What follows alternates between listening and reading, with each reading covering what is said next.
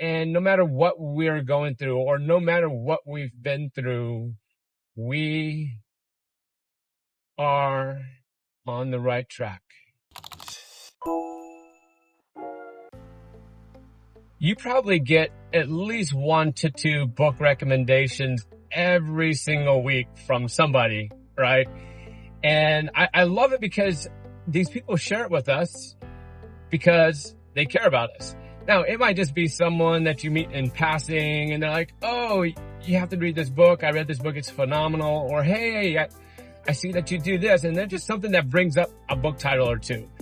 It's kind of the way the world communicates. And it's super awesome because it's how we bless each other in a sense. Because it's kind of like, hey, I think this might help you where you're at. And so, so many divine appointments and, they are gifted or forwarded to the next person in the form of books. Here's the problem though. If you're averaging, let's just say 2 book recommendations every single week, and there's 52 weeks in a year, that's over 100 book recommendations every single year. And we know we're not going to find the time for that. And so you probably do what I do. And that's that you try to guess what the book's about. And the number one way I try to guess what the book's about is by the title of the book, which obviously the title could, be misleading or not say enough. But there's some book titles out there that are phenomenal. And there's one title in particular. It's a book I've been wanting to read for a while. It keeps popping up in one fashion or another. But the title is so powerful. And it came up again last night. And I wanted to share it with you because it ties in to the next talk that I want to gift to you. And the book title is this: The Obstacle is the Way. Just gotta let that sink in a little bit. Now, the first time that I heard this title, I didn't like the idea. I didn't like the concept. I was at a place when I first heard the title, I was at a place where it's like, I don't need obstacles. I need to reduce obstacles. The breeze is the way. The coast is the way. And how many of us know that while that would be nice, it's not necessarily indicative of a fun life, good life, inspired life, which then again impacts the type of lifestyle that we lead. And so, with my faith background, I've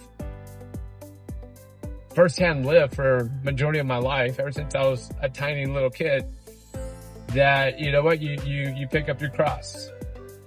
You make the most of today, and it's not a coast. And so I think from the time I was a little kid, I did see the obstacle as the way, and it's been amazing. And I'm so thankful that I've been going down that road. But here's why I bring it up.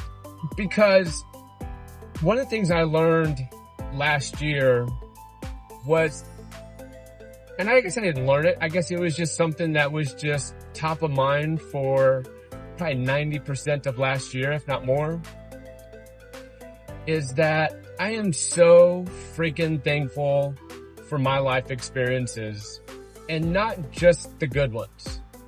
I am extremely, extremely thankful for the bad experiences that I've gone through. And I know it sounds weird. I think if I had heard myself say this 5 years ago, 10 years ago, I'd have thought that I was, smoking something.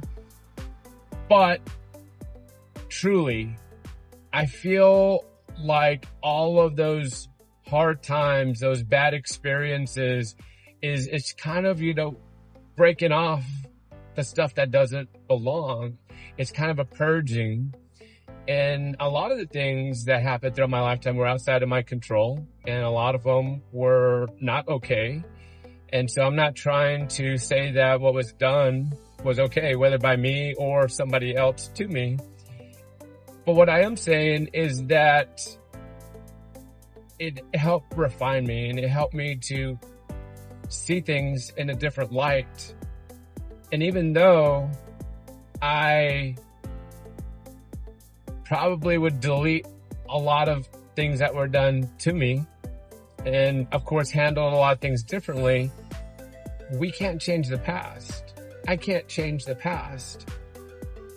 So I could either sweep it under the rug and coast, or I can use it to refine me, to empower me, to help me better navigate life and its many, many obstacles. Every day has an obstacle of some sort. I see temptation as an obstacle, and temptations around every stinking corner, especially when you're somewhere where they have really good desserts on the menu, right? So I want to just shed a tiny bit of light on that, but it's something that is enormous in my world. And again, it's just being super thankful for all of life's experiences. And I love how Romans 8:28 says that God brings all things together, the good and the bad, for his glory.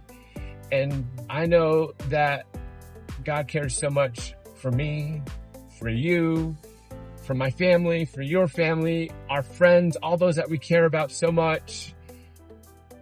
And no matter what we're going through, or no matter what we've been through, we are on the right track.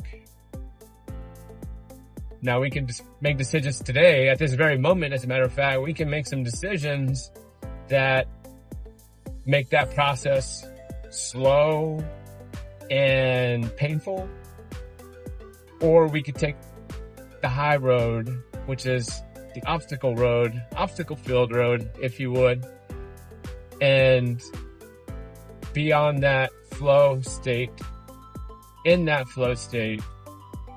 And even though it's obstacle laden, having that sense of, this is exactly where I'm supposed to be. This is exactly where I belong.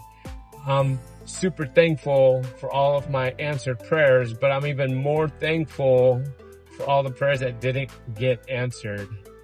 I'll leave that with you.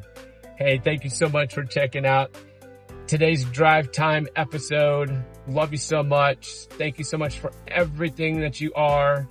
And stay tuned for the next episode, which is going to be a little shift to the professional side of things. Some takeaways, big takeaways that I had in 2024. And I'm going to put those into just one episode. I'm not going to do individual ones.